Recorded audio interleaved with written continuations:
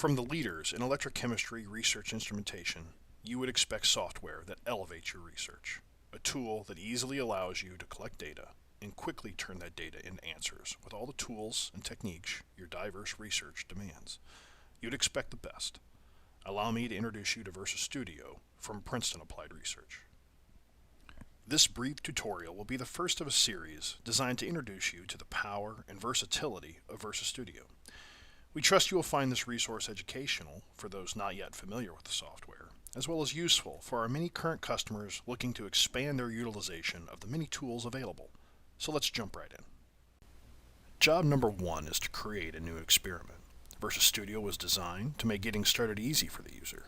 Creating a new experiment is straightforward and intuitive. We simply go to Experiment, New, and select the action desired in the resulting menu. Under Voltammetry Actions, I'll select Linear Scan Voltammetry and click OK. I am then prompted to enter a file name for saving the collected data. Now, in the Experiment Properties window, let's click on the Comments section. Here, you can set global limits, require that the software remeasure the open circuit for each action with a yes or no selection, and define experiment properties. I'll click on the Help icon on the left, which displays diagrams showing the basic cell connections used in 2, 3, and 4 electrode configurations. Clicking on the Linear Scan Voltammetry action, you will see a diagram that explains the signal this action will generate. Similar help diagrams are available for all actions. Now let's take a look at the Experiment Properties window, where the parameters of the experiment are defined. Let's change the initial potential to 0 volts versus open circuit. Clicking on underlined text reveals the available options. Let's set the final potential to negative 0.25 volts versus reference, and change the scan rate to 0.1 volts per second.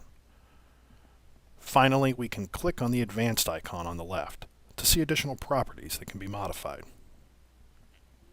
Now the experiment is ready to run, so go ahead and click on the Run icon in the toolbar. While the experiment is running, I'd like to show you the information available under Help. Here you can access PDF user manuals for the software and all VersaStudio compatible instruments.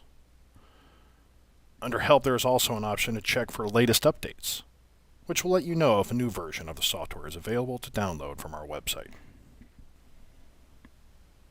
Now that the experiment is complete, the data can be manipulated in VersaStudio, but it can also be easily plotted in Excel or other graphing software. We can go to Data, Copy, and then select the data columns you wish to copy. You can see that there are many options, though we will stick with the defaults: potential, current, and time. Click Copy and open up Excel. Now select the cell where you wish to paste the data and click on the Paste icon.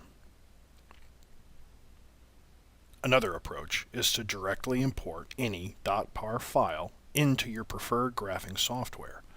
This is possible without any additional steps, since the files generated by VersaStudio are already in a .csv format.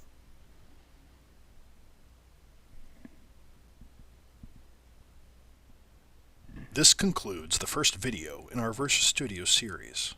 Hopefully with this information, you can see how easy it is to get started in this market-leading electrochemistry software.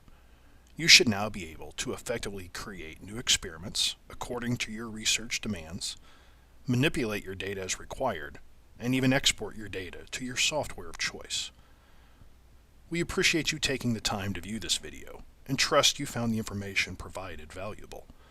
Should you have any questions about this or other products from Princeton Applied Research, please visit us at www.princetonappliedresearch.com, where you will find valuable information on all of our electrochemistry products and contact information should you need to speak with someone directly.